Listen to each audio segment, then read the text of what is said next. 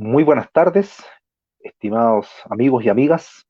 Les agradezco mucho por la amabilidad que tienen de conectarse para esta segunda sesión de este curso que estamos dando, que tiene tres sesiones sobre Gustavo Gutiérrez. Gustavo Gutiérrez, una teología desde el pobre. Y entonces les doy la bienvenida. Espero hayan estado bien. Bueno, vamos a inmediatamente entrar en materia porque hay contenidos que queremos compartir, que quiero compartir en esta tarde.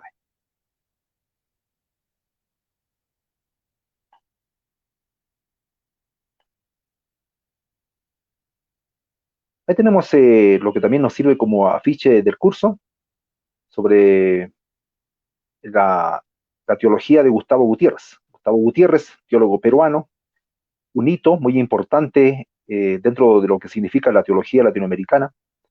Recordemos que el, su obra teológica es conocido a nivel internacional, traducida en más de 11 idiomas. Su obra principal, Teología de la Liberación Perspectivas. Él también se dedicó a la historia con su libro sobre Bartolomé de las Casas. Y bueno, tiene también muchas reflexiones de una teología, podemos decir, una teología mística y espiritual. Eso recalqué la semana pasada, que Gustavo Gutiérrez no es, pues se puede decir así, un teólogo como lo tachaban de marxista o materialista, sino es un teólogo espiritual y místico.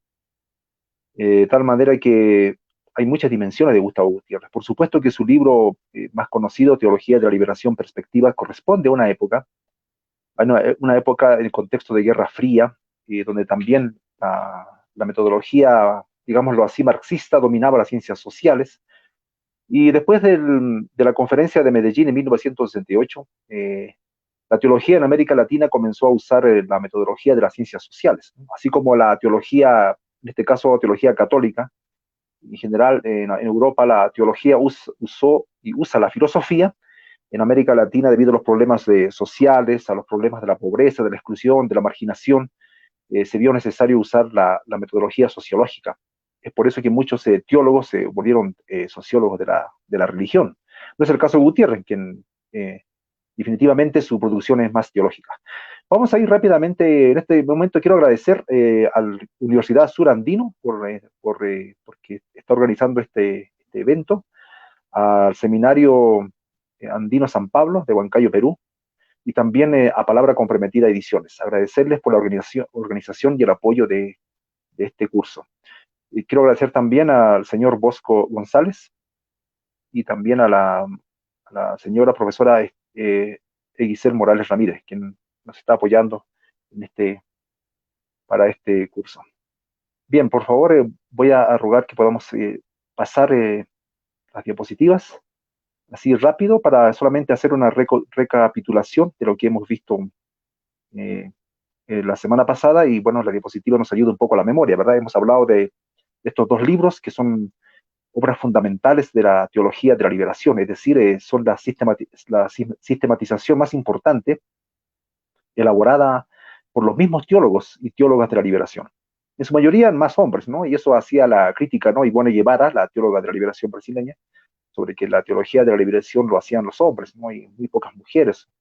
Pero bueno, eso ha sido una crítica que ha sido recibido por los teólogos de la liberación y después ya tenemos un segundo momento de la teología de la liberación donde surgen teólogas, ¿no? En lo que surge, se despliega esto y por decir así, se disemina, se expande, digámoslo así, en varias teologías, ¿no? Teología india, teología de la mujer, teología feminista, teología negra, bueno, teología de los jóvenes, teología, incluso hay teología de, de la sexodiversidad, en fin. Entonces, esos son los tomos más importantes, ¿no? De la teología de la liberación, podemos llamarle teología de la liberación clásica, ¿no? Aquella que se hizo en las décadas del 60, 70, 80. Eh, Podemos avanzar, gracias. Vamos a ir viendo, esto ya lo hemos visto la semana pasada, bueno, ahí hemos hablado de Gustavo Gutiérrez, él nació en Lima, en Perú, ya vuelvo a repetir, el año 1928. Adelante.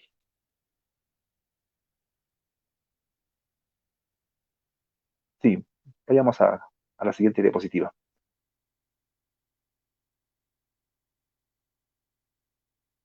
Bien, bien, bueno, algo pasó ahí, nos detuvimos con las diapositivas. Bueno, hablamos de la Guerra Fría, podemos ir pasando así rápido, no hay ningún problema. Hemos hablado también de Medellín, donde es un momento importante, ¿no?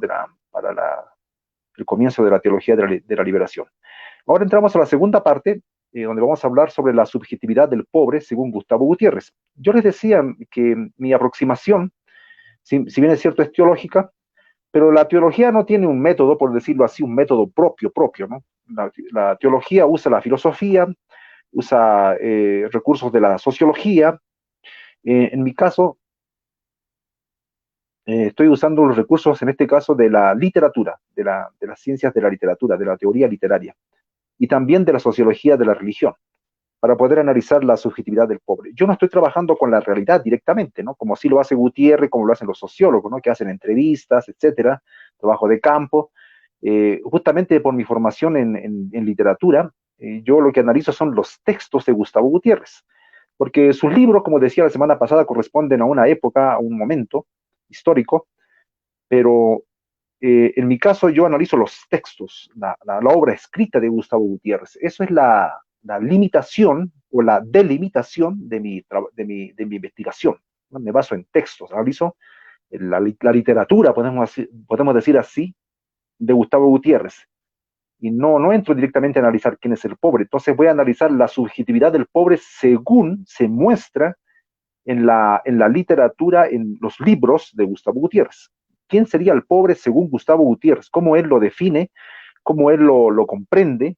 ¿Cómo él lo muestra a través de metáforas, a través bueno, del lenguaje? ¿Quién sería el pobre para Gustavo Gutiérrez? Porque la realidad, él no, es decir, estamos mediatizados para entender esta realidad a través de Gustavo Gutiérrez, ¿no? No es que estamos viendo la realidad directamente, ¿no? Eso lo hacen la sociología, por ejemplo, sí, o la antropología, por poner dos ejemplos, en estas dos disciplinas que sí lo hacen, ¿no? Aquí estamos analizando, vuelvo a repetir, el texto. Bien, vamos a ir, el pobre, una interpretación teológica. Hay una cita ahí, antes de leer, vamos a leerla, ¿sí? La pobreza material está, pues, así la entendemos en estas páginas, en el nivel de lo infrahumano. De este modo la percibe también, lo veremos más tarde, la Biblia. En concreto, ser pobre quiere decir morir de hambre, ser analfabeto, ser explotado por otros hombres, no saber que se es explotado, no saber que se es hombre. Frente a esta pobreza material y cultural, colectiva y combativa, tendrá que definirse el sentido de la pobreza evangélica. Claro, Gutiérrez está haciendo teología. Y bueno, entre varias cosas que se pueden agregar a este comentario, a esta cita de Gustavo Gutiérrez, es que ser pobre significa escasez o la no satisfacción de las necesidades elementales. Dice Gutiérrez, ¿no? En su libro Teología de la Liberación Perspectivas, dice, cito, el término pobreza designa en primer lugar la pobreza material, es decir, la carencia de bienes económicos necesarios para una vida humana digna de ese nombre. En este sentido, la pobreza es considerada como algo degradante y es rechazada por la conciencia del hombre contemporáneo. Fin de cita, en la página 365, 366 de su obra, ¿no? Que ya mencioné. La pobreza y el pobre son producidos por el sistema económico y social que se mantiene en base a la vida de los pobres en beneficio de los pocos. Pero al mismo tiempo, cuando no se tiene qué comer o dónde dormir, se es indigno. Según Gutiérrez, en ambiente cristiano se ha positivizado la pobreza material como un ideal humano y religioso, ¿no? De austeridad, de indiferencia ante los bienes de este mundo, como una condición de una vida conforme al Evangelio. Sin embargo, no es lo que los pobres quieren para ellos.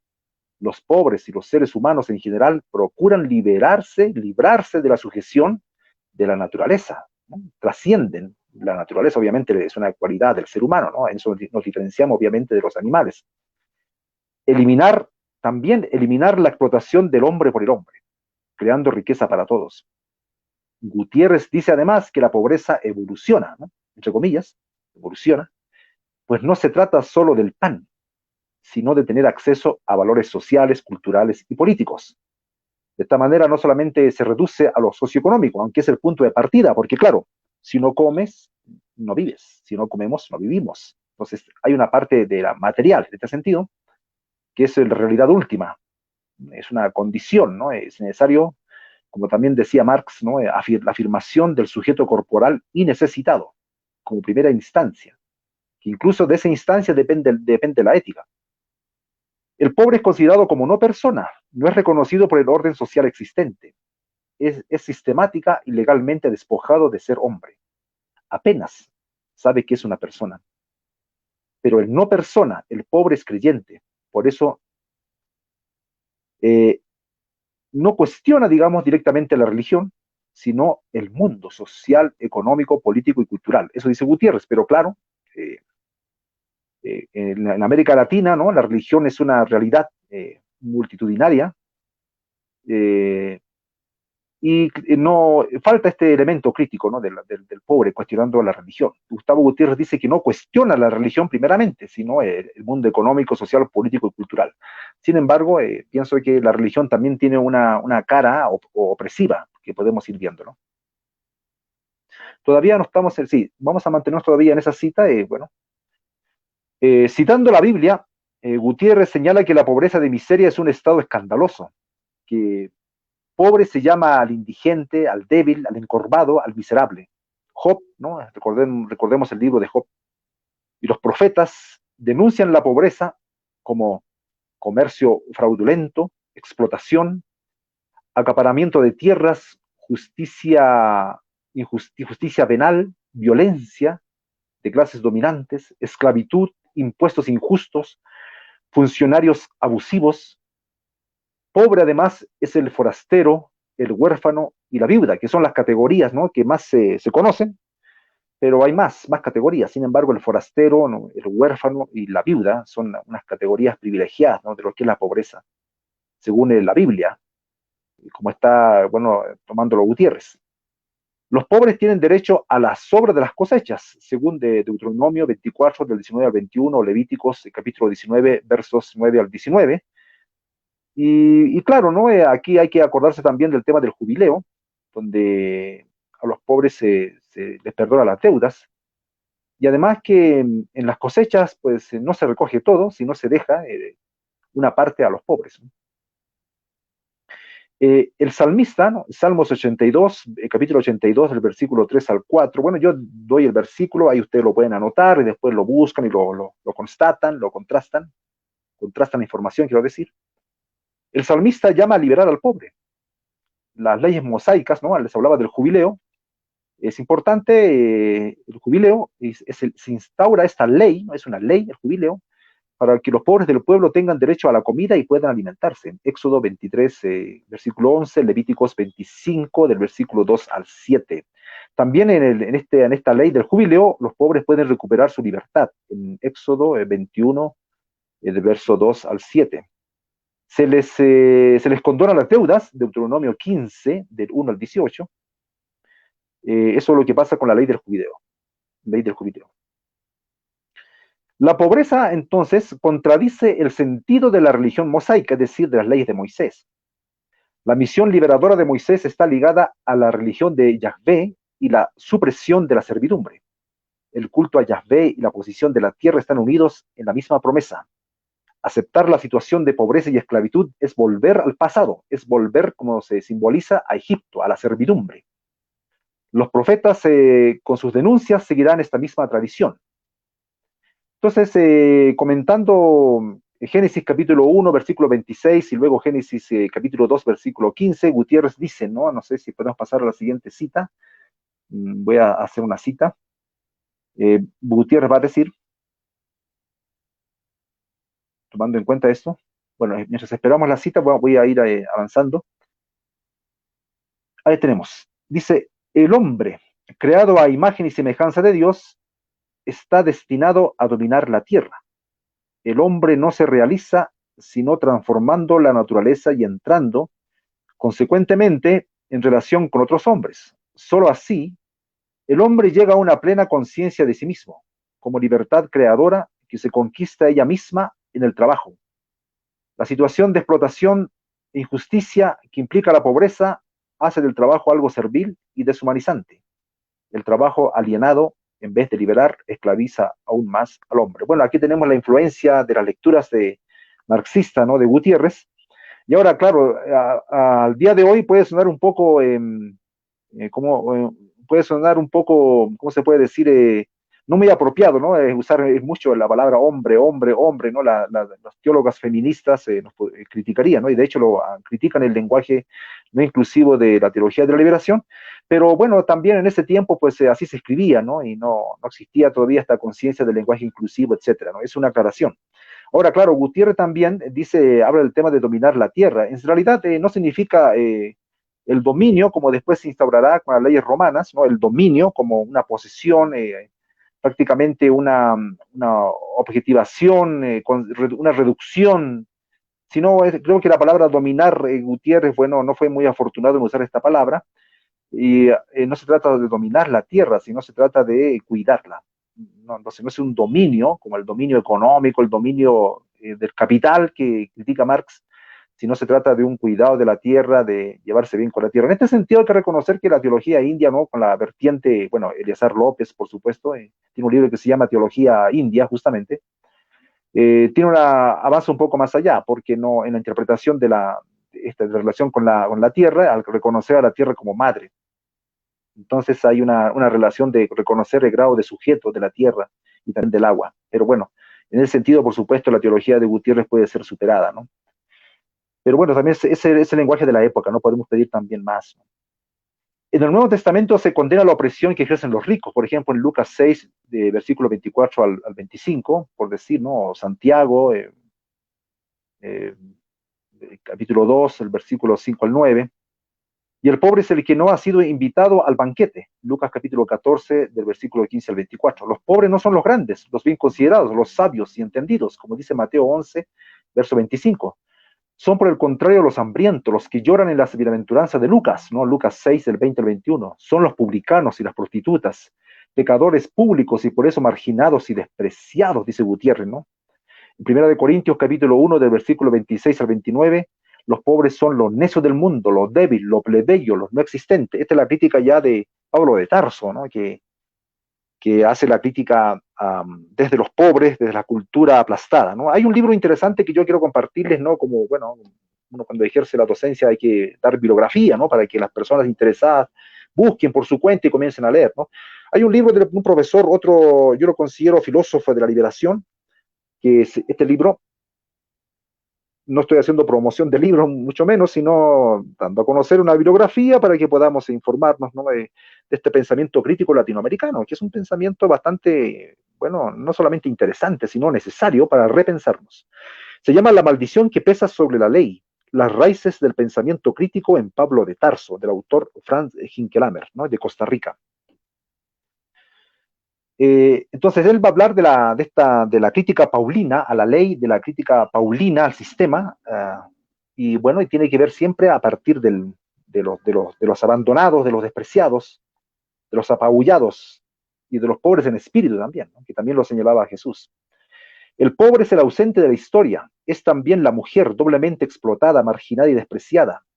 El pobre es el otro, masas indígenas, clases populares, quienes sin embargo son sujetos activos y creadores de su propia historia. Es decir, no solamente por más que esta sea una descripción de la realidad que vive el pobre, sin embargo, no solamente son pobres, sino que también son creadores.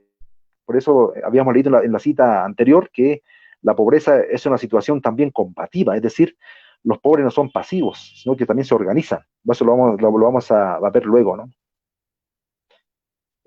Voy avanzando más rápido porque, bueno, yo estoy un poco leyendo porque estoy escribiendo un libro, bueno, a partir de una tesis que hice, pero estoy elaborando para escribir un libro sobre justamente el curso este, ¿no? Sobre Gustavo Gutiérrez, una teología desde el pobre. Entonces, para no dispersarme mucho, estoy aterrizando en el texto que he escrito, ¿no?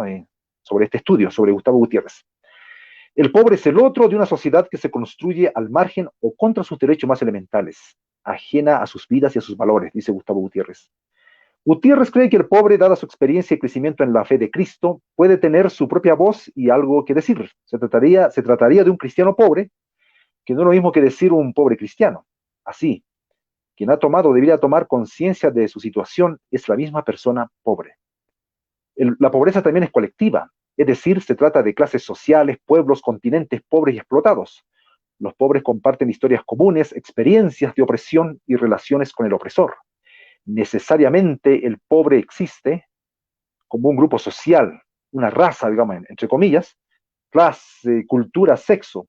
Este elemento es, según Gutiérrez, importante para referirse a la identidad del pobre y su opresión.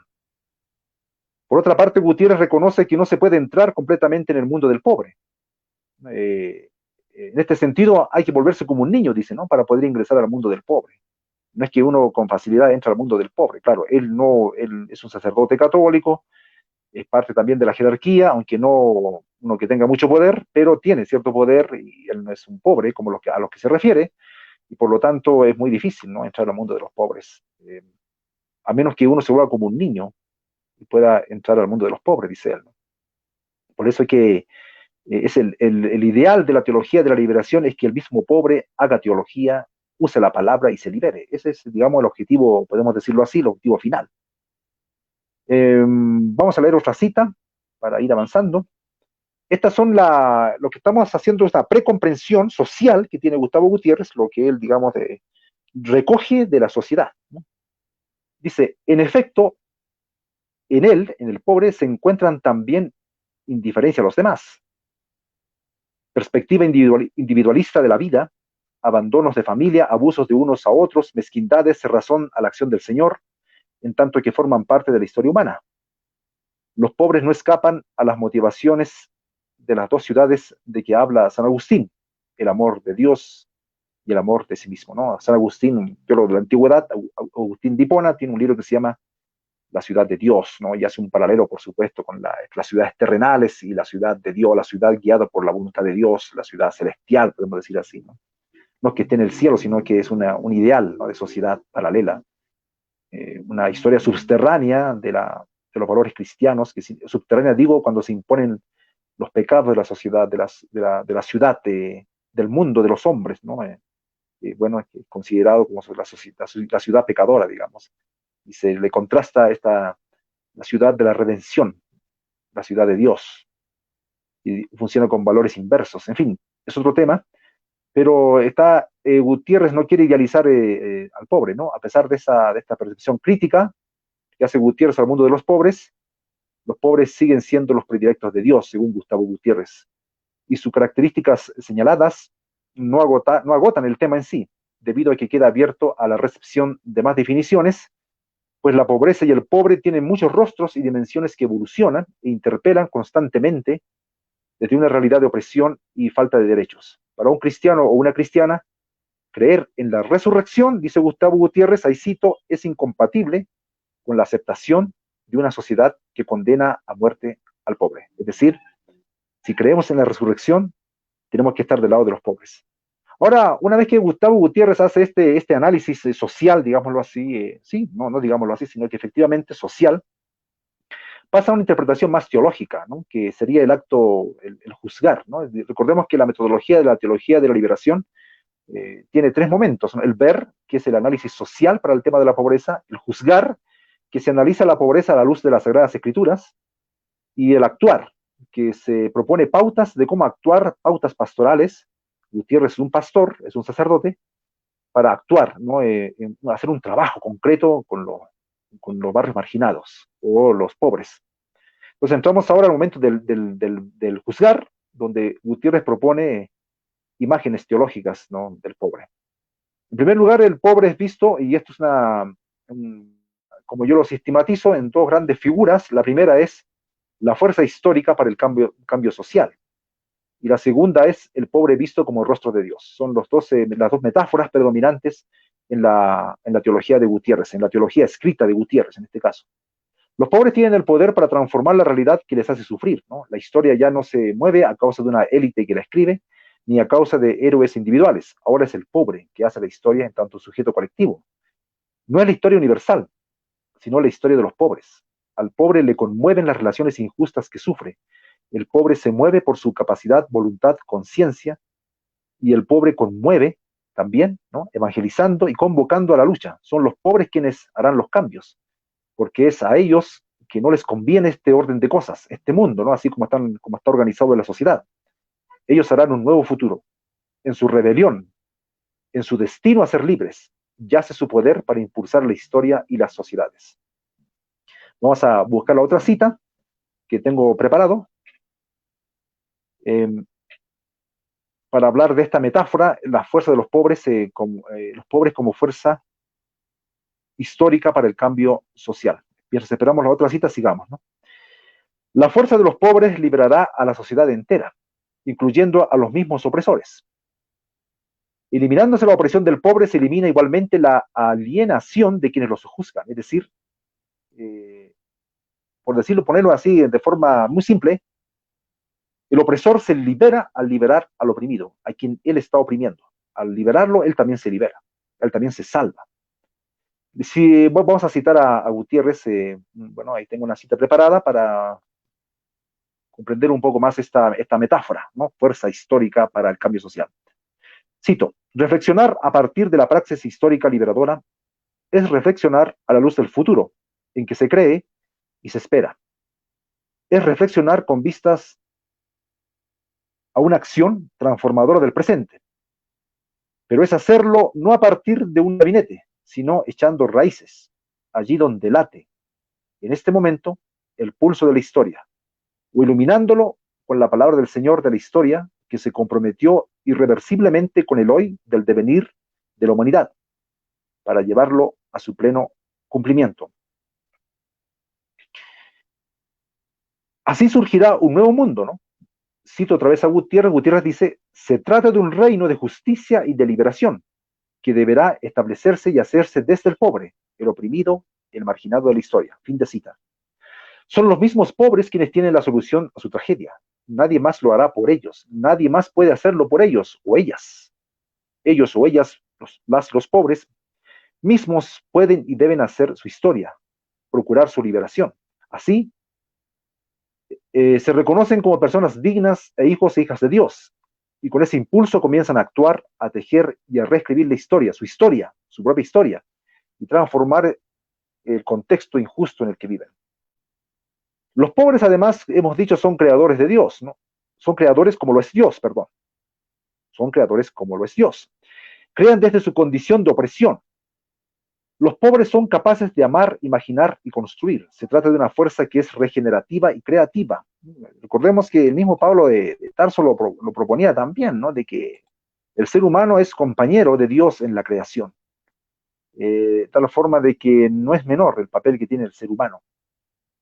Y por supuesto, los pobres, esta fuerza creativa, está también en los pobres. Gutiérrez habla de la fuerza histórica de los pobres, porque desde ellos comienza el proceso de liberación y se trata de su propia salvación. Pero quienes no son pobres pueden convertirse también a sus luchas.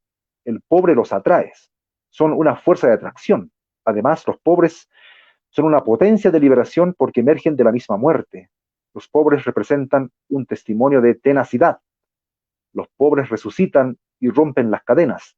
Todo esto se da porque en ellos está Dios. El Señor pelea con ellos, para ellos. No es solamente una opción evangélica, sino también política en este caso, ¿no? Ser cristiano en América Latina consistirá necesariamente en ser solidarios con los expoliados. Gutiérrez va más allá. La liberación del pobre es un imperativo de cualquier teología cristiana, tomando en cuenta que la injusticia, la opresión, la exclusión, la discriminación son pecados, consecuencias antievangélicas y anticristianas. Se trataría de escandalizarse, irritarse, indignarse por la desigualdad, por los sufrimientos. Jung Mosun, por ejemplo, decía que la indignación, ¿no? Es un momento antes que el ver, el análisis social, viene la indignación. A veces se ha perdido la capacidad de irritarse, ¿no? Y ya hemos naturalizado, ¿no? Vemos como normal, ¿no? Que existan pobres, que existan injusticias, explotación, abusos, violaciones a los derechos, asesinatos, lo vemos como normal. O sea, muchas personas, no digo todos, pero hay personas que ven esto como normal. Nosotros también, ¿por qué no a veces naturalizamos? Sin embargo, no hay que perder esa capacidad de indignarse y también de irritarse a causa de las injusticias, a causa de la opresión. Eh, la fuerza histórica despega de la misma realidad de lucha que vio Gutiérrez cuando escribía su teología. Gutiérrez intentó dibujar así una subjetividad de los pobres que batallan contra el mal, que los reduce, para reconocerse con la capacidad de recrear la historia y conseguir la liberación. La teología tiende a hablar de la victoria de la fuerza de los pobres, la teología que propone como, bueno, la teología de la liberación y la teología de Gutiérrez, porque ella quiere ser mensaje de esperanza y convicción, y no de fracaso. No hay otra alternativa que creer que así será, pero además porque la fuerza de los pobres es una fuerza que viene de la vida misma, es decir, de Dios. Recordemos que los pobres se resisten y regresan, o sea, vencen la muerte en muchos casos, ¿no? Cuando no sucumben, ellos vencen la muerte, y los que han sucumbido tienen la esperanza de la resurrección. Esto es una cosa importante, ¿no? Bueno, para personas que no son creyentes, tal vez nos están escuchando personas que no son creyentes, eh, la resurrección digamos, la fe en la resurrección es poderosa, porque los mártires, los muertos injustamente, los violentados, los quienes han sido exterminados, la esperanza es que ellos están vivos, que regresarán o están aquí acompañándonos a los que estamos en este momento, en este mundo, en las luchas, dándonos esperanza de que la vida vence a la muerte. Entonces es un símbolo de resistencia, de tenacidad y que nos abre, ¿no?, la perspectiva para esperar un tiempo mejor, para esperar una transformación. Entonces, por eso es que el pobre es considerado como una fuerza, ¿no?, histórica, porque él vence a la muerte. El teólogo Gutiérrez alimenta su literatura teológica de una realidad de mucha resistencia, ¿no?, según interpreta, ¿no?, de la vida contra la muerte, que se encarna en el combate del pobre contra su opresión. Y Dios toma partido por la vida contra la muerte, que es también decir contra la opresión. Toma partido por los aplastados. Aquí se enfrenta la cultura de la vida, que quiere bueno, que lucha para que la vida sea posible, versus la cultura de la muerte, ¿no?, de sistemas de opresión, de injusticias, de leyes que, bueno, que producen la muerte. Vamos a la segunda metáfora, el pobre como rostro de Dios o Dios en el pobre. Todo lo dicho en referencia al pobre, su liberación histórica y política, liberación del pecado y entrada en comunión con Dios, solo es posible aceptando el don liberador de Cristo. Cristo es el punto de convergencia de ambos procesos. En él, dice Gutiérrez, en su singularidad personal, lo particular es superado y lo universal se hace concreto. En él, en su encarnación, lo personal e interior se hace visible. En adelante, ese será de un modo u otro el caso de todo hombre. Fin de cita. Eh, Todavía es más claro, cito, desde que Dios se hizo hombre, la humanidad, cada hombre, la historia, es el templo vivo de Dios vivo. Lo profano, lo que está fuera del templo, no existe más. Fin de cita. Cristo lo unifica todo. Eh, Cito otra vez, hay una historia, dice Gutiérrez, Cristo finalizada, ¿no? El teólogo alemán, Paul Tillich, hablaba de una preocupación última. Para Gutiérrez, ella es concretamente Cristo, ¿no? Bueno, Tillich decía, donde está tu preocupación última, ahí está tu religión, ¿no? El lenguaje de la teología de Gutiérrez hubiese querido ser un poema a Cristo, pero irrumpe el pobre y ya no es posible solo hablar de Cristo, como si el pobre no existiese, ¿no? Hay muchas religiones, iglesias cristianas que hablan de Cristo, ¿no?, vaciado de todo contenido, ¿no? Decir, creo en Cristo, Cristo me va a salvar, soy cristiano, pero ¿qué es Cristo? Entonces, según Gustavo Gutiérrez, no puede decir así, Cristo es una cosa abstracta, ¿no? Pero si uno dice el rostro de Cristo, mejor dicho, la presencia de Cristo se refleja en la mirada de los pobres, entonces tienes una fe más concreta, más clara, ¿no?, de quién es qué es y qué es lo que espera Cristo, ¿no?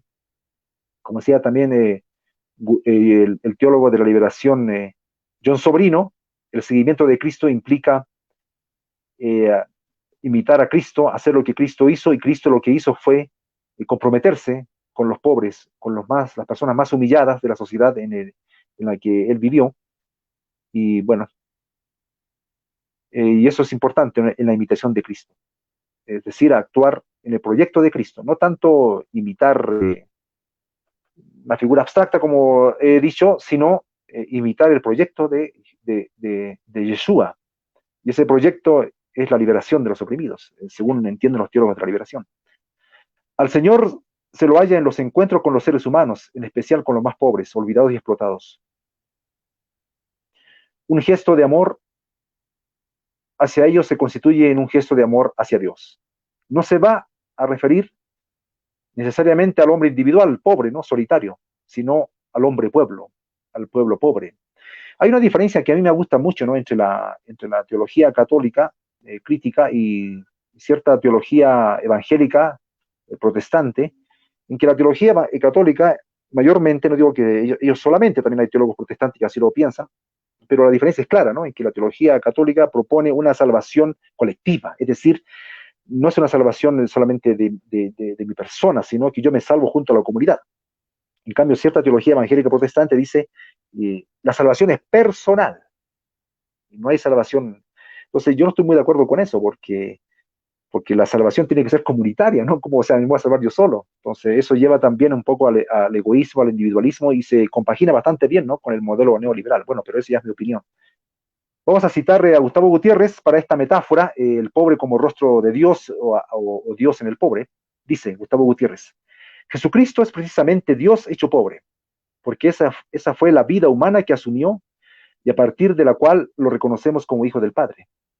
Fue pobre porque nació en un medio social de pobreza, porque escogió vivir con los pobres, porque dirigió su evangelio preferentemente a los pobres, porque lanzó invectivas contra los ricos que oprimían y despreciaban a los pobres, porque ante el Padre fue un pobre espiritual. Yo quisiera, sin el ánimo de provocar, ¿no? La palabra de Dios, bueno, es como dice, ¿no? Palabra de Dios. Por lo tanto, hay que leerlo y ustedes pueden luego buscar, interpretar, contextualizar con más detalle. Dice en Santiago capítulo 5, y esto porque nadie lee esto, ¿no? Es muy difícil, a menos a las iglesias que yo he ido, muy pocas leen, casi nadie lee eso, ¿no? Porque es un pasaje conflictivo y hay que interpretarlo. Dice en Santiago capítulo 5, eh, de, capítulo 5 del versículo 1 en adelante, dice, estoy citando la Biblia de Luis Alonso Choquel, ¿no? Este teólogo biblista español. Dice, y ahora les toca a los ricos, lloren y griten porque las desgracias que van a sufrir. Perdón, griten por las desgracias que van a sufrir. Su riqueza está podrida, sus ropas apolilladas, su plata y su oro herrumbrado, y su herrumbre atestigua contra ustedes y consumirá sus cuerpos como fuego. Ustedes han amontonado riquezas ahora que es el tiempo final. El salario de los obreros que no pagaron a los que trabajaron en sus campos alza el grito. El clamor de los cosechadores ha llegado a los oídos del Señor Todopoderoso. Ustedes llevaron en la tierra una vida de lujo y placeres. Han engordado y se acerca el día de la matanza. Han condenado y matado al inocente sin que él les opusiera resistencia. Bueno, es un lenguaje un tanto duro, pero hay que ponerlo en un contexto, ¿no? Donde las relaciones sociales son de opresores y oprimidos, ¿no? Entonces, aquí no estamos hablando de marxismo, ¿no? Porque muchos dicen, eso es comunismo, ¿no? Bueno, no sé, ahí está las Sagradas Escrituras y, bueno, hay que interpretarlo en su contexto, obviamente, no podemos sacar el texto de su contexto, pero ahí está claramente, porque esto es una cosa antigua, la opresión, los oprimidos, la injusticia social, la liberación y la lucha por la emancipación no es nuevo, esto es una cosa muy antigua, ¿no? Pero una cosa importante que yo quiero ya añadirle desde mi propia experiencia, ¿no? Con este estudio, es que es el cristianismo, y por eso es interesante, ¿no? Esta religión, si queremos llamarle así, algunos dicen, no, religión es vida, bueno, pero ese no es el tema ahora. Una de las cosas interesantes de esta religión, y no digo que no lo tengan otras religiones, pero siendo cristianos, es justamente eso, ¿no? Es una religión que denuncia las injusticias, que rescata este mensaje de los profetas, ¿no? Los profetas se caracterizaban, de los profetas del Primer Testamento, o del Antiguo Testamento, se caracterizaban por denunciar las injusticias del rey, sin miedo, ¿no?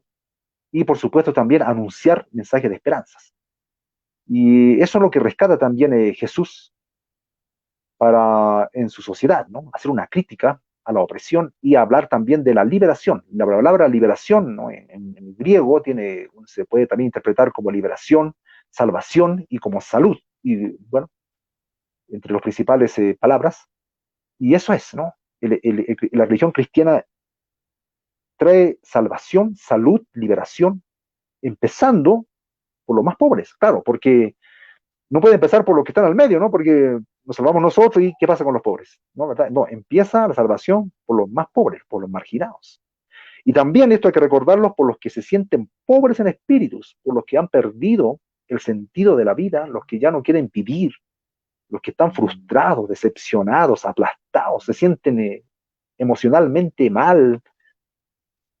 También ellos son los pobres en espíritu y también este mensaje es de liberación. Por eso decía, no solamente socioeconómica, sino también espiritual. Pero bueno, ya estoy entrando a las conclusiones y no era la idea porque aún falta materia que avanzar con Gutiérrez. Eh, Gutiérrez dice, ¿no? En su libro, Teología de la Liberación, dice, cito, prójimo, como se ha dicho, no es aquel que yo encuentro en mi camino, sino aquel en cuyo camino yo me pongo, aquel a quien yo me acerco y busco activamente. Es decir, no hay que esperar que el pobre venga a nosotros, ¿no? Si nosotros, dice Gustavo Gutiérrez, también citando los evangelios, tenemos que ir como Cristo, como Dios, que se hizo hombre y vino al ser humano, se inclinó para oír al ser humano, también, bueno, va todas las diferencias, nosotros no tenemos que inclinarnos, obviamente, pero sí tenemos que hablar de igual a igual con las personas pobres. Y él nos invita a eso, ¿no? A buscar activamente. Ya, eso es una responsabilidad cristiana, ¿no? Eso ya, yo creo que eso lo tiene la Iglesia Católica, la Iglesia Protestante, Evangélica, todos tienen ese mandato, ¿no? De ser cristiano es acercarse activamente a las personas pobres. Vamos a decir, hay muchas cosas que escribí, pero no puedo abarcarlo todo porque va a ser muy largo y no es la idea de cansarles, ¿no? Dios estaría en la pobreza descrita en tanto ella es negada, en cuanto haya resistencia a conformarse con ella, esfuerzos por revertirla. El pobre en sí mismo no garantiza la liberación del pecado, la garantiza Cristo, dice Gutiérrez, ¿no? Cristo, viviente en los pobres, transforma a estos en fuerza de liberación. Así se explica el misterio de la fuerza histórica de los pobres. La identificación que alcanza Cristo y el pobre vuelve al pobre un ser místico, poseído por el Hijo de Dios. Cristo es la persona plena, como se dijo, pero el pobre se hace persona cuando aparece en él el rostro del Señor. Por otra parte, Gutiérrez percibe el peligro de cristologizar abstractamente la opción por el pobre y olvidar al pobre real. Por ello plantea que la espiritualidad de la liberación está centrada en la conversión al prójimo, al oprimido. Esto ya lo señalé, ¿no? Esto de que no es una categoría abstracta, sino concretamente acercarse a los pobres. Es la opción gratuita que Dios mismo hace por los seres humanos, especialmente por los que sufren, ya lo dijimos. Y esto solo es posible en la comunidad, en el templo chico. El templo grande sigue siendo la historia, dice Gutiérrez. Es decir, el cristiano es convidado en esta teología a salir de la iglesia y más bien a trabajar en el mundo, no estar metido en la iglesia. Y ahí donde sucede la injusticia, ¿no? Porque de repente en la iglesia estamos muy cómodos, muy confortables. No quiero generalizar, pero digámoslo así, ¿no? Por poner un ejemplo. Pero donde está la lucha, donde se necesita el acompañamiento, el compromiso, la solidaridad es fuera de la iglesia, en el mundo. Ahí está la lucha. La práctica concreta local donde los testimonios vívidos son los que señalarían el rumbo de esta espiritualidad liberadora a favor de los pobres, creada por los pobres. Para terminar esta parte, ¿no? Hay muchos elementos que he lanzado, pero vamos a hacer una pequeña conclusión, ¿no? Para Gutiérrez, en el rostro del pobre se refleja Dios, y es imposible agradar a Dios si primero no se reconoce al pobre. Así, ser cristiano significa estar del lado de los pobres y luchar para que los pobres dejen su situación de no personas. La teología en Gutiérrez habla un lenguaje antropológico para hablar de la dignidad. Hasta cierto punto, se puede decir que refiere a rasgos divinos en el ser humano. Poner al pobre en relación con Dios es una forma de dignificar al pobre. Pero en Gutiérrez, el ser humano es siempre una criatura que viene inmediatamente después de Dios. Es la criatura más importante, es semejante a Dios. Con esto evita el idealismo o cierta idolatría del pobre, en la cual pueden caer algunos, ¿no? es decir, un mito infundado para un creyente como Gutiérrez. A Dios no se le puede ver, pero sí se ve a los pobres. En ellos está escondida la divinidad. La mejor forma de aproximarse a Dios es a través de los pobres. De este modo, el ser humano, plantea Gutiérrez en general en sus libros, es un sacramento. Es decir, aunque Gutiérrez no puede hablar de un humanismo directamente, pero sin embargo nos da bastante material, ya yendo más allá de las personas creyentes. eh, Como decían estos jóvenes que hacían protesta en Suiza, ¿no?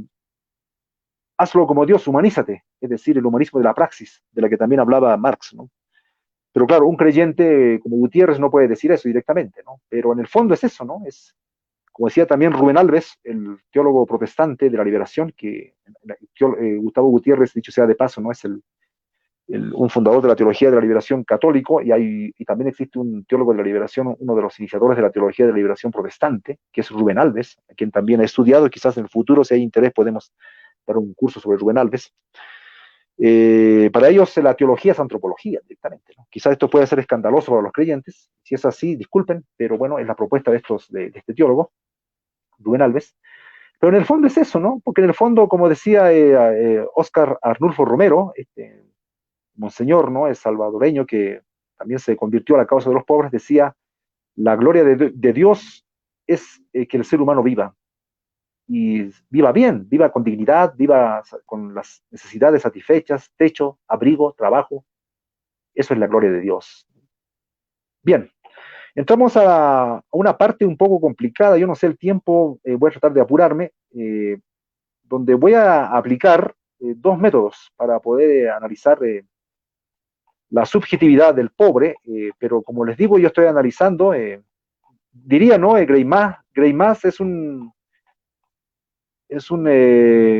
científico, un semiólogo, que propone los roles actanciales. Eso yo creo que es una cosa bastante vieja, ¿no? Una idea bastante, o sea, es una teoría bastante antigua, y bueno, igual voy a hablar un poco de él, pero no me voy a detener mucho tiempo en vista de que es una teoría bastante ya, como les digo, antigua, que desconocen, y hay mucho material sobre eso.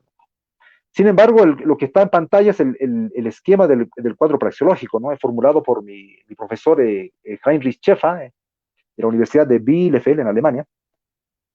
Y bueno, no sé si, no quiero, digamos, confundirles, ¿no? Con una explicación muy detallada sobre este cuadrado praxeológico, sin embargo, decirles, para poder entenderlo, algunas ideas. En primer lugar, con esto se intenta representar la subjetividad, para poder también conocer la identidad, ¿no? La identidad para Schäfer y para la sociología, para Bourdieu, por ejemplo, no es una cosa, una sustancia, ¿no? Que está ahí inamovible y hay que volver a la identidad, ¿no? Sino que la identidad son relaciones. Surge una identidad cuando nos relacionamos por oposición, por correspondencia con las otras personas. Ahí surge una identidad. Cuando explicitamos nuestros intereses, nuestros sueños, nuestras experiencias, cuando anhelamos la transformación de ciertas cosas que no nos gustan, ahí surge la identidad. No es una cosa, digamos, perenne, eterna, como les dije, ¿no? Entonces, con este cuadro praxeológico se puede uno más o menos representar metafóricamente, digámoslo así, ¿no? Porque esto no es la realidad, es una metáfora de la realidad, o apenas una representación de ella, para representar la subjetividad, ¿no? Entonces, es el cuadro praxeológico que se inspira en Greimas, en el cuadrado semiótico, pero tiene algunas diferencias, ¿no? En la parte bueno, tenemos ahí las flechas de color negro, que parte de una experiencia abajo, a la derecha abajo, dice experiencias negativas. Todo ser humano tiene experiencias negativas. Frente a estas experiencias negativas, el ser humano no se queda así nomás, no se conforma con eso, y trata de buscar alguna salida, por más pequeña que sea, algún sentido. Me acuerdo el libro El hombre en busca de sentido de Víctor Frank, ¿no? De la logoterapia, lo recomiendo ese libro, El hombre en busca de sentido, de Víctor Frank, de la logoterapia, que él decía, ¿no? Escribía su experiencia en los campos de concentración nazi en Alemania, y él hablaba de que muchas personas ya cuando pierden el sentido obviamente se suicidan, pero hay algunos que se mantienen con vida a pesar de que todo lo tienen en contra, que prácticamente uno dice esto es el mismo infierno, ahí no se puede vivir, por lo tanto, pero le dan, aunque algo muy pequeño, muy insignificante quizás, lo mínimo, pero le dan un sentido, ¿no? Para salir de esa experiencia negativa. Entonces ahí está la interpretación positiva. Esta interpretación positiva, estamos arriba en la izquierda, sigan la flecha negra hacia abajo, tampoco se queda solamente en interpretación, ¿no? Nada se queda en un solo lado. Estos cuatro lados que le estoy explicando funcionan al mismo tiempo en una persona. Esta interpretación positiva se transforman en experiencias positivas, en prácticas. Y estas prácticas positivas, experiencias se le llama, que es el nivel de la experiencia, a la vez con ellas se logra dilucidar interpretar lo negativo también, ¿no? Entonces tenemos un nivel arriba, ¿no? La parte de arriba, bueno, arriba, ¿no? ¿Verdad? Dice interpretación positiva, interpretación negativa, A, B. Dice el nivel de la interpretación, ¿no? Arriba. Y tenemos en la parte abajo, en la parte inferior, si ustedes leen, ¿no? A mano izquierda, bueno, a mano izquierda para mí, desde el punto de vista mío, el nivel de la experiencia, de las prácticas, ¿no? Entonces tenemos un nivel de la interpretación, interpretación positiva, interpretación negativa, y abajo, nivel de la experiencia, experiencia positiva y experiencia negativa, ¿no? Arriba está, dice el nivel, de la explicación, es una contrariedad, pero es claramente entendible, ¿no? Es decir, uno puede interpretar tranquilamente, digo, no tranquilamente, pero o sea, sin mucho problema, quiero decir, qué es lo positivo en tu vida, lo que te sucede en tu vida, y qué es lo negativo que te sucede en tu vida, ¿no? Uno lo puede tener bastante claro, ¿no? Con un autoanálisis o una conversación, uno puede explicar, ¿no? Con mayor claridad. Pero uno no puede explicar abajo, ¿no? Las experiencias, digámoslo así, el nivel de experiencias, la relación entre B con guión abajo y A con guión abajo, ¿no? La experiencia, podemos decir, la experiencia positiva, la experiencia negativa, ahí hay una rayita, ¿no? El delgada, una relación de subcontrariedad. Uno ahí es difusa, en las prácticas uno no puede tener una claridad, ¿no? La relación, a nivel de la práctica uno no tiene una claridad, ¿no? De qué es lo positivo, qué es lo negativo. Pero arriba, en el nivel de la interpretación, uno sí tiene una claridad, no es tan difuso como abajo. Entonces, esto prácticamente como un círculo, no es un círculo vicioso, sino un círculo que se renueva cada vez con nuevas experiencias, nuevas interpretaciones, pero es la manera como podemos aproximarnos, es una aproximación, es un modelo, ojo, esto no es la realidad, no se agota, obviamente, es un modelo apenas para bosquejar, para hacer un boceto de lo que podría ser la subjetividad. Entonces, este es el cuadro praxeológico de Sheffer, ¿no? Que lo propone para analizar el habitus, como diría Pierre Bourdieu, o la subjetividad, ¿no?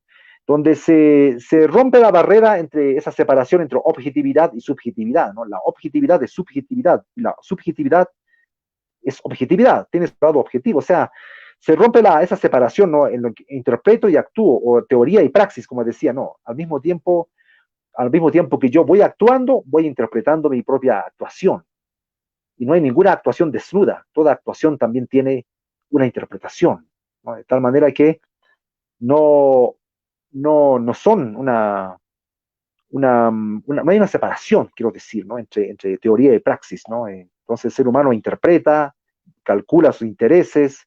Claro, no hay como dicen, ¿no? Una acción, un dominio, ¿no? De toda. El ser humano está dentro de un campo de acción, ¿no? Puede ser el campo político, el campo religioso en este caso, el campo de la teología, puede ser el campo académico, el campo escolar, el campo de la escuela. Todos estamos en campos y en ese campo hay muchas personas que están actuando. Y es como un juego de ajedrez complejo, ¿no? Hay jugadas. En ese campo hay que saber jugar en el campo, ¿no? Por ejemplo, en el campo político hay que tener cierta experiencia, cierto lenguaje, ciertos capitales, ¿no? Aquí estoy siguiendo la teoría de Pierre Bourdieu, pero también lo tiene Sheffer, ¿no? Que él es un estudioso de Pierre Bourdieu. Y por lo tanto, en cada campo donde yo me encuentro, tengo que saber jugar en ese campo, tener estrategias del juego, como se juega ajedrez, ¿verdad? Como se juega en el fútbol, ¿no? Hay estrategias para poder ganar la jugada, ¿no? y hay intereses, y conforme a cómo el otro se relaciona conmigo, yo voy posesionándome, voy interpretando, voy actuando, entonces no estoy solo en el mundo, estoy interrelacionado, obviamente, eso lo sabemos, y esto hace complejo, ¿no? Y la identidad va surgiendo justamente de cómo yo voy interpretando mis acciones, de cómo yo voy actuando, de cómo yo voy interpretando mis experiencias positivas, negativas, cómo yo voy poniendo esperanza, cómo voy defendiendo mis intereses. Entonces es complejo la relación en el campo. Entonces hay que saber, hay que situarse, uno mismo puede situarse, ¿no? ¿En qué campo estoy yo? ¿En el campo religioso? Ya, en ese campo religioso también hay gente, dentro del campo hay gente que impone las leyes de ese campo, ¿no? Es decir, sus reglas. Por ejemplo, en el campo literario, por poner un ejemplo, ¿no? Los novelistas más renombrados, consagrados, se les llaman, ellos ponen las reglas, su estilo, y el que quiere participar de ese campo tiene que aprender a jugar en esas reglas, ¿no? Hasta que puede revolucionar el campo e inventarse otra literatura, otro estilo de escribir, y puede revolucionar ese campo. Pero mientras no lo haga, están sometidos, ¿no? Digamos, al juego que instauró estos consagrados, ¿no? En un campo hay consagrados y están los herejes, ¿no? Los que están marginados del campo, pero que quieren participar en el campo, ¿no? Entonces, bueno, en fin, no sé si me dejé entender, pero es la teoría sociológica más o menos lo plantea de esa manera. Lo he reducido quizás de manera demasiado reducido, pero espero haya podido ser claro, ¿no? en ese aspecto. Entonces, con el cuadrado praxeológico, aunque entendamos un poco, no importa, pero ya con este ejemplo que les voy a poner, cómo con este cuadrado praxeológico yo apliqué a la comprensión que tiene Gutiérrez del pobre, y vamos a ver ahora el resultado, ¿no?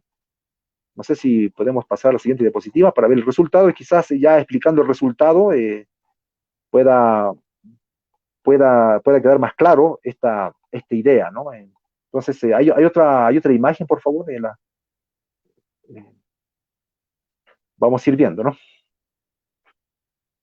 Eh, hay que partir entonces vamos a partir de las experiencias negativas eh, de, de los pobres, ¿no? Y aquí lo estamos tomando como sujeto colectivo a los pobres, ¿no? Como tiene que ser, ¿no? Hemos dicho que la salvación es colectiva y no individual. Por favor, vamos a pasar a la siguiente diapositiva. Agradezco mucho a Giselle Morales, ¿no? A la profesora Giselle Morales, que me está colaborando, en vista de que estoy con el celular, entonces no puedo compartir pantalla con el celular en esta plataforma. Bueno, mientras esperamos la siguiente diapositiva, puedo ir bueno, ahí lo tenemos.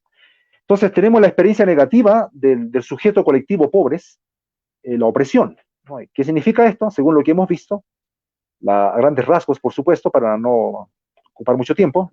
Bueno, la opresión, la deshumanización, la experiencia de explotación, la experiencia de humillación, el sentirse no persona, el sentir la discriminación, el sentir la expoliación, el abuso, el sentir la indiferencia, el sentirse condenado a muerte y el sentirse no sujeto. Es decir, yo no soy dueño de mi destino, sino que otros manejan los hilos de mi destino. Yo no puedo tomar la palabra, sino que otros toman la palabra por mí.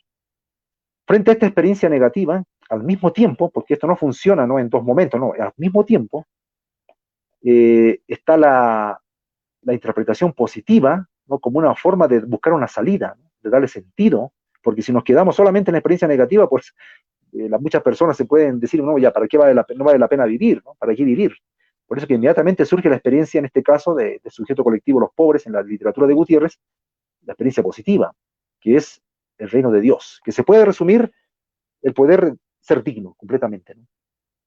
La dignidad nunca se pierde, ¿no? Por más que se diga, no, he perdido mi dignidad, eso es falso, ¿no? En cuanto, como dice Karl Rahner, la dignidad es una cosa inherente al ser humano, ¿no? Por más que uno diga he perdido, por más que uno crea que ha perdido su dignidad, en realidad la dignidad nunca se pierde. Mientras es ser humano, siempre se tiene dignidad.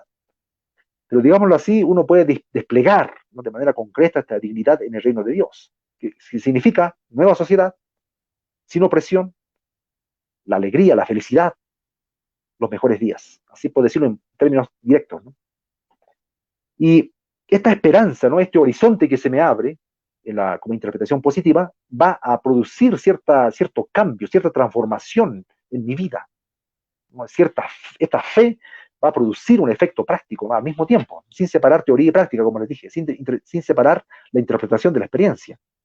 Va a producir la comunidad, el juntarse con las otras personas para resistir, el crear, la celebración, el combate, en los hechos, la resistencia, ¿no? En los hechos reales.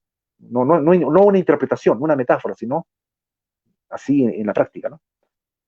Y con esto yo logro generar, ¿no? Una transformación, por supuesto, y logro también ya poner en tela de juicio, interpretar lo que son ya lo que es arriba, ¿no? La interpretación negativa, lo que son los sistemas y estructuras capitalistas.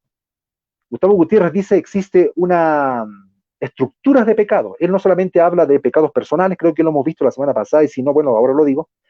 Él no solamente habla de pecados personales, sino que habla de estructuras de pecado, ¿no? Es decir, las instituciones, que si bien es cierto no tienen vida propia, sin embargo las instituciones adquieren vida del ser humano, de ciertas acciones del ser humano, que no son, como que no se puede individualizar, pero muchas acciones van desarrollando una institución, ¿no? Y por eso se habla de estructuras de pecado.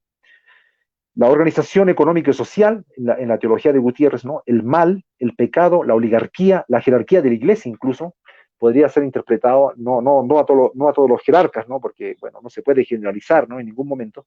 Sin embargo, también existe, digamos, esta jerarquía de la iglesia que impiden eh, la libertad que los pobres hagan sus comunidades eclesiales de base, ¿no? Comunidades, es decir, del pueblo, que los pobres pueden relacionarse con Dios directamente, ¿no? Sin intermediarios, etcétera, ¿no? De ahí surge el protestantismo, pero bueno, en el caso de Gutiérrez es una teología católica. Expliquemos un poco este cuadrado, si mantenemos ahí la diapositiva. Dice, para interpretar el cuadro, bueno, lo que he escrito, para interpretar el cuadro praxeológico, Schaeffer sugiere empezar por las experiencias negativas. Aquí las experiencias negativas del pobre se pueden denominar con la isotopía opresión, ¿no? La isotopía es cuando, bueno, muchas palabras, muchos términos se recargan, ¿no? Es decir, se repiten, ¿no? Mucho, los significados se van repitiendo, y uno puede hacer, ir como sintetizando, ¿no? Y como se dicen, ¿no? Las palabras claves, ¿no? Para resumir todo significados parecidos, ¿no? Entonces existe la isotopía de la opresión. De manera general sintetiza todas esas malas experiencias del pobre con las siguientes palabras, ¿no? Ya lo hemos leído, ¿no? Explotación, humillación, deshumanización, etcétera, no sujeto y otras similares que se han visto en el discurso de Gutiérrez, ¿no? En sus libros. Como una salida y respuesta a estas experiencias negativas está la esperanza en ser libres, que podemos traducir con la isotopía reino de Dios. Esta utopía, no isotopía, sino esta utopía señalaría la creencia del pobre de ser digno y libre. El pobre tiene la esperanza que disfrutará mejores días, sin la opresión y con sus necesidades satisfechas. Podrá desarrollar sus fuerzas creativas. En ese reino de Dios se fortalece la comunidad, pero también las personas individualmente. El pobre cree que allí dejará su condición, se reconocerá y será reconocido como persona, con todos sus derechos, y entre todos se valorarán como seres humanos, con vida, salud, bienestar, justicia, paz, amor. Es así como el pobre configurado por Gutiérrez responde a una situación de opresión. Se puede visualizar su identidad, ¿no? ¿Cuál es la identidad del pobre, ¿no? Es un pobre que confía en el Señor, que cree firmemente que sus condiciones de opresión pueden ser cambiadas mediante un proyecto que apunte hacia el reino, y que hay que realizar con la ayuda de Dios, que está presente en la comunidad. Tiene como un alto valor la justicia, la paz y el amor entre los hombres y mujeres. Es decir, es un cristiano consciente de su condición y del mensaje liberador del cristianismo, de la palabra, como hemos leído, ¿no? Bueno, hemos leído un ejemplo. La respuesta a sus vicisitudes es la religión y la palabra liberadora. La religión liberadora, ¿no? En la que se proclama su liberación social como espiritual, integral. La promesa no está en el más allá, sino aquí, en este mundo, en la historia. No hay dos historias, sino una, y en ella ocurre la salud, la liberación, la salvación, la dignidad. Es decir, el reino de Dios no es un irse al cielo, a las nubes, sino se tiene que desarrollar en este mundo. Es posible la transformación de las estructuras de pecado. Esa es la esperanza de los pobres, ¿no? Y en, quiero decir la identidad, quiero señalar otra vez esto de la identidad, ¿no? Y es un aprovecho de hacer un cuestionamiento, ¿no? Porque incluso hasta los pueblos originarios, yo me considero aymara, eh, piensan en la identidad como una cosa así, una sustancia, ¿no? Que está ahí, que es como que hay que ir hacia un lugar inamovible, ¿no? Sin embargo, con el cuadrado prezoológico podemos bocetar la identidad no como una sustancia, sino cada uno tiene su propia identidad, ¿no? Y puede variar, ¿verdad? Ahora puede que podamos interpretar identidades colectivas, como de hecho lo estamos haciendo ahora, estamos analizando al pobre como un sujeto colectivo, hay identidades colectivas, pero no es una identidad fosilizada, estática, sino es una identidad dinámica, cambiante. Entonces, es una pregunta que hay que hacerse reiteradamente, ¿no? ¿Cuál es mi identidad ahora, no? Porque el mundo se va moviendo, hay intereses políticos, surgen nuevos intereses, nuevos proyectos, y eso van a definir también tu identidad, ¿no? Entonces, no es una cosa, la identidad no es una cosa fija, muerta, sino es una cosa dinámica que puede ir formulándose, no es una esencia, ¿no? Se va formulando, ¿no? En base a la relación, en base a las experiencias, como hemos visto en el cuadro praxeológico. Bueno, sigo con la interpretación del cuadrado. Luego considera que esa fe en el reino tiene que hacerse viva. Por ello, junto a los demás que experimentan su suerte, estamos hablando de los pobres, se reúnen para organizarse y luchar unidos, combatir socialmente, pero también fortaleciéndose en la comunidad, siendo solidarios junto a otras personas cristianas, incluyendo al teólogo comprometido. En general, una persona pobre no actúa sola en su camino de liberación, sino hay otras personas que la apoyan. A esta experiencia positiva la vamos a nombrar con la isotopía comunidad, que se refiere a la práctica de juntarse con los demás para resistir, crear, celebrar, combatir.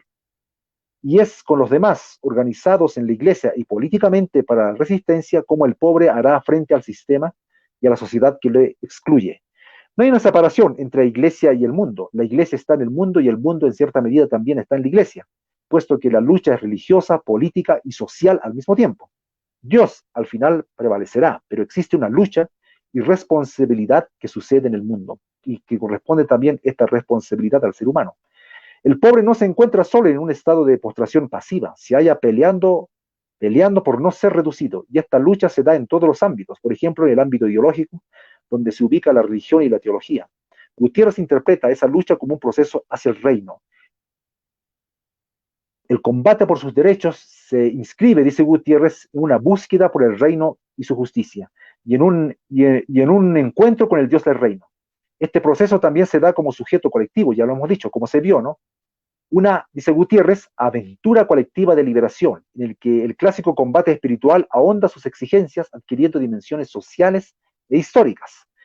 En la práctica comunitaria de liberación se mantiene esa referencia al reino, y su consecución o construcción es una lucha histórica, no solo espiritual.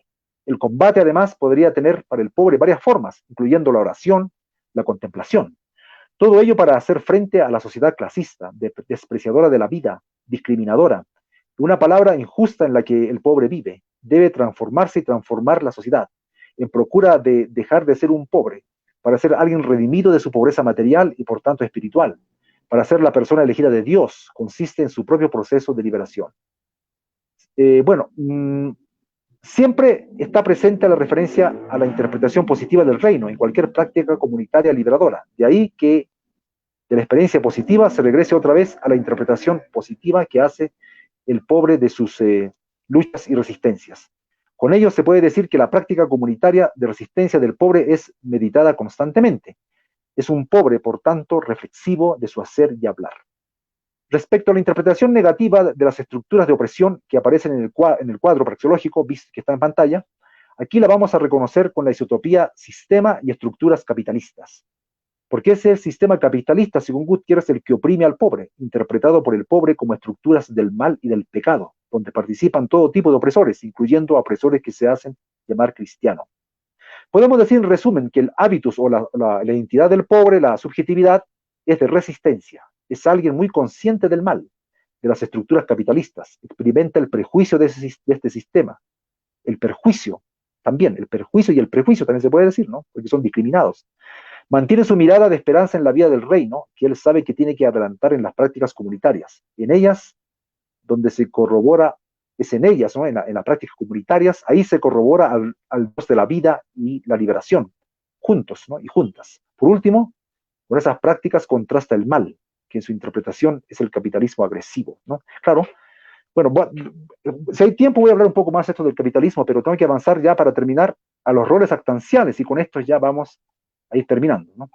Los roles actanciales, debía explicarles, ¿no? Esto está sacado del análisis que hace Greimas a los relatos y donde, bueno, propone Se basa también de Vladimir Prop en su morfología del cuento popular ruso. Prop establece 21 funciones de que tienen los actantes. Bueno, en la literatura no son seres humanos, ¿no? Obviamente, en la literatura son actantes, ¿no? En la sociología, como que la que hace Chefa o Bourdieu, son agentes. Es decir, porque, claro, es un lenguaje, no es una representación, no es la realidad misma, ¿no? Entonces, no podemos hablar de ser humano, son actantes, y en la sociología y también en la teología que hacemos desde la literatura le llevamos a llamar agentes, ¿no? O actantes también puede ser, ¿no? Porque Gutiérrez, como que en su elaboración teológica, propone una subjetividad del pobre, que es lo que estamos analizando ahora, ¿no? Pero estas 31 funciones que propone Vladimir Prop en su morfología del cuento popular ruso, Greiman lo reduce a, a, a unos cuantos roles actanciales, que como estamos viendo ahí, a 6, 1, 2, 6, ¿no? 6 roles actanciales. Y bueno, siempre en las acciones humanas siempre hay un sujeto que anda en procura de un objeto de deseo, ¿no? Y eso se ve en el cuento popular, en las narraciones, en la narrativa, en la literatura, pero también se puede aplicar, y algunos sociólogos lo hacen, se puede aplicar para entender un poco las acciones humanas, guardando las diferencias, ¿no? Entonces hay un sujeto que anda en busca de un objeto de deseo, hay un emisor quien transmite ese objeto, por ejemplo, Dios transmite la Biblia, el destinatario puede ser el ser humano, por ponerlo así, ¿no?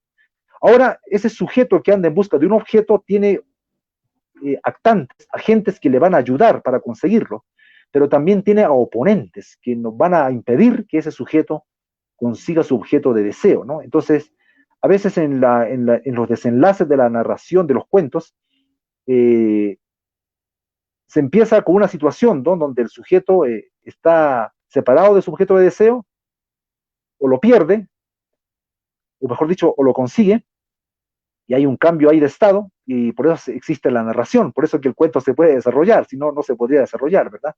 O también puede ser al revés, ¿no? Que hay un sujeto que está unido con el objeto de deseo, y al final el estado que termina es perdiendo el objeto de deseo, ¿no? Entonces viene ahí de tener el objeto, sucede a perderlo, o de no tenerlo y conseguirlo. Entonces, en ese trayecto se desarrolla el cuento, ¿no?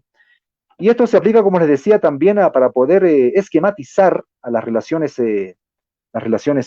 humanas, ¿no? Y ahí tenemos en pantalla, podemos explicarlo rápidamente, el, el sujeto, obviamente el sujeto aquí es el pobre y con él todas las personas, ¿no? Porque, bueno, si se libera al pobre, nos liberamos todos, es lo que postula en general Gutiérrez y la teología de la liberación, ¿no?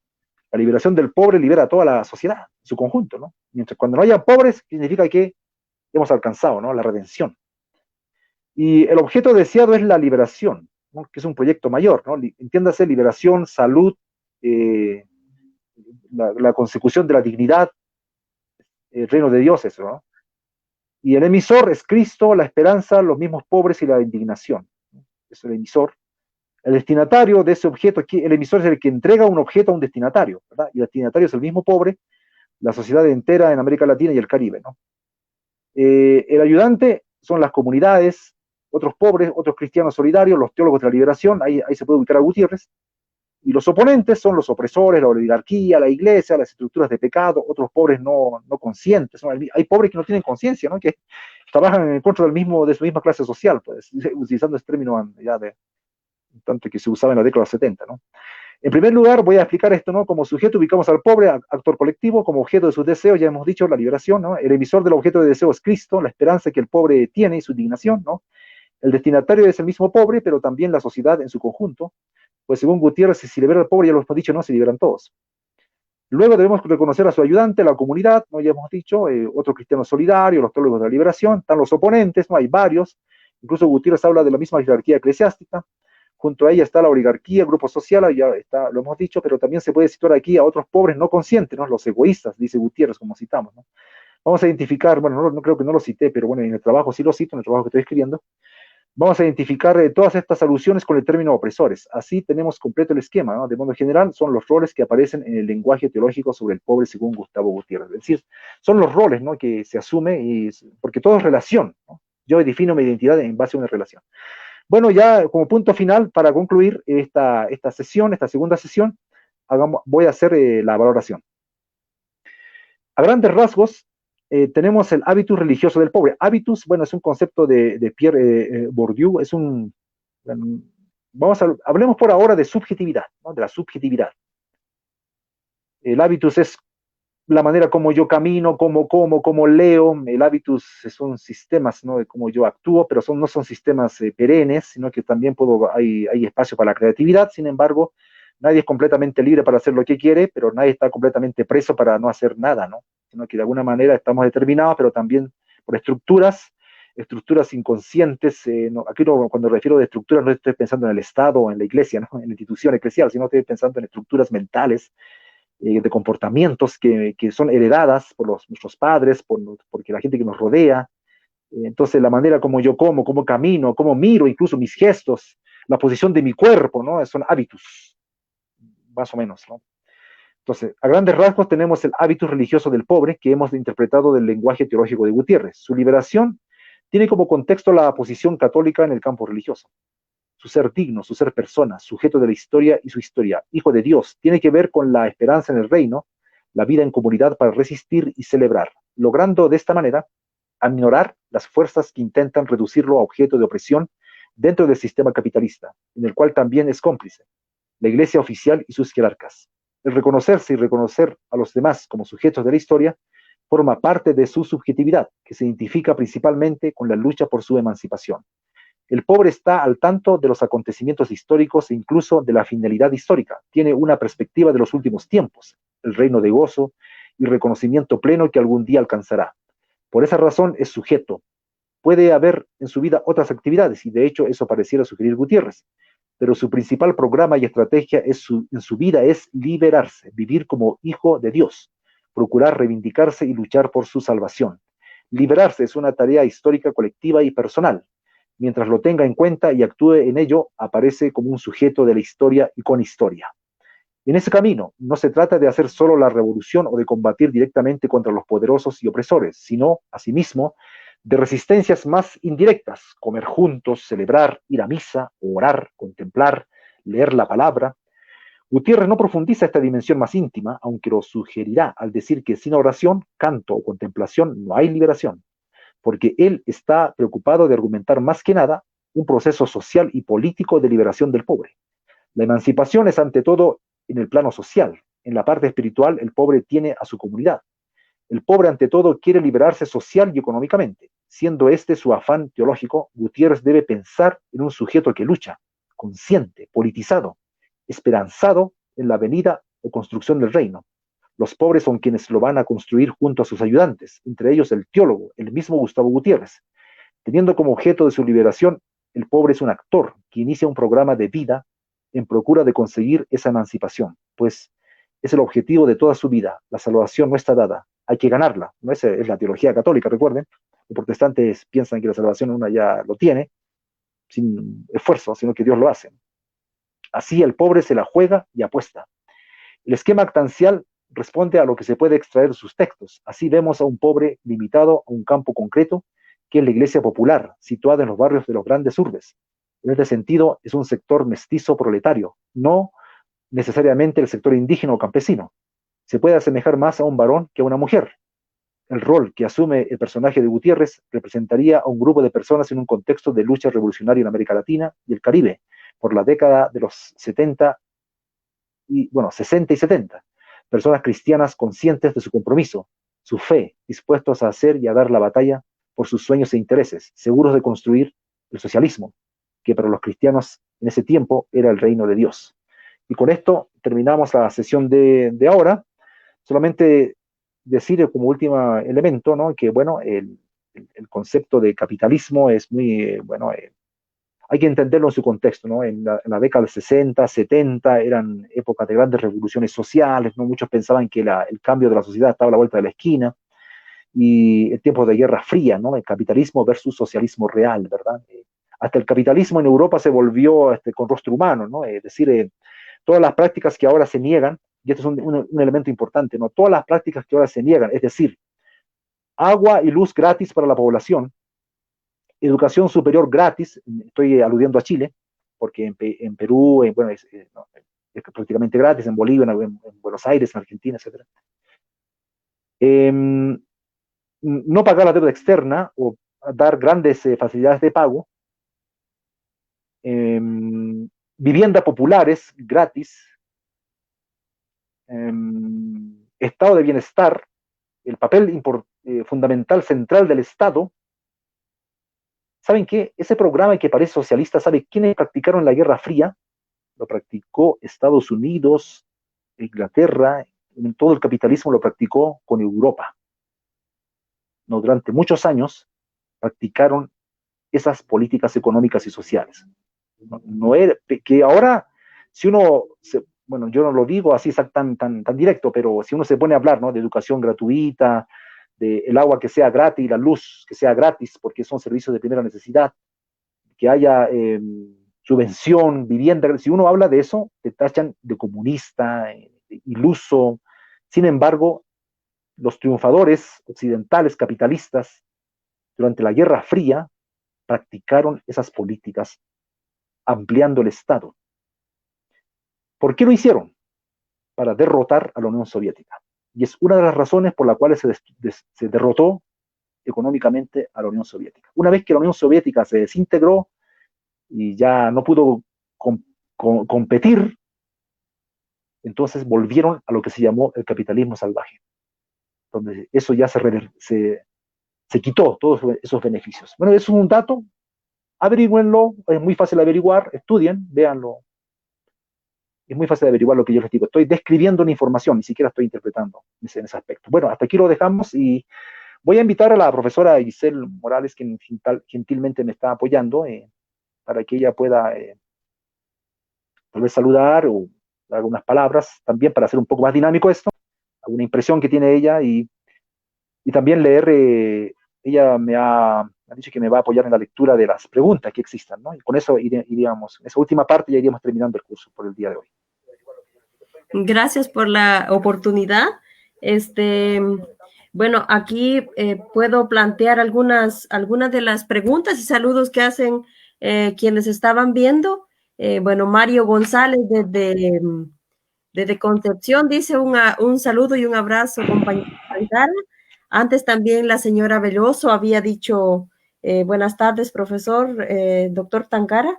Y bueno, aparece Antonio Florencio Apaz, que dice, Jesús nació en un pesebre en el pueblo de Belén y creció cuando joven, hizo hartos milagros y él salvó a toda la humanidad en la cruz y hoy libre. Eso es lo que comparte Antonio Florencio. También Cristian Pérez dice, las religiones y sectas dependen del capitalismo, de una transacción que permite acceder a espacios de poder. Por lo tanto, los pobres quedan fuera de este espacio. Después, la Universidad Surandino plantea una pregunta. ¿Cómo plantear la teología? Perdón, ¿cómo pensar las categorías de la pobreza en un contexto social concreto como el actual, donde la pobreza parece ser una categoría rechazada desde el sentido común dominante? ¿Existe una relación de identidad entre la pobreza objetiva y la identidad del sujeto? Esas son las preguntas planteadas y bueno, agradecemos a todos y a todas quienes han participado en esta segunda sesión y quedan invitados también e invitadas para la siguiente el próximo sábado. Gracias. Muchas gracias, profesora Giselle, por el apoyo que da a este curso. Bueno, al grano, un gran saludo, bueno, a todos los que han podido estar presentes, a María González, a Cristian Pérez, y bueno, y disculpen que no haya anotado otros nombres, pero un gran saludo y gracias por esa generosidad, ¿no?, de compartir con nosotros esta tarde. Bueno, a la pregunta, ¿no?, las categorías de la pobreza en un contexto social concreto, bueno, el impulso que nos da Gutiérrez, la idea que nos da, es que nosotros tenemos que ir a mirar nuestra realidad, ¿no? Es decir, no vamos a usar la teología de Gutiérrez para interpretar la realidad, porque él hizo su interpretación. El impulso que nos da es que nosotros mismos, bueno, de acuerdo a nuestro trabajo, seguramente hay muchos líderes de iglesias, no sé, tenemos que ir a averiguar, ¿no?, a buscar ver dónde están los pobres y cómo ellos viven, no para estudiarlos, ¿no? Sino para compartir con ellos, ¿no? Y porque lo que nos interesa no es presentar una tesis, ¿no? Sino nos interesa a nosotros tener un conocimiento de la pobreza concreta, ¿no?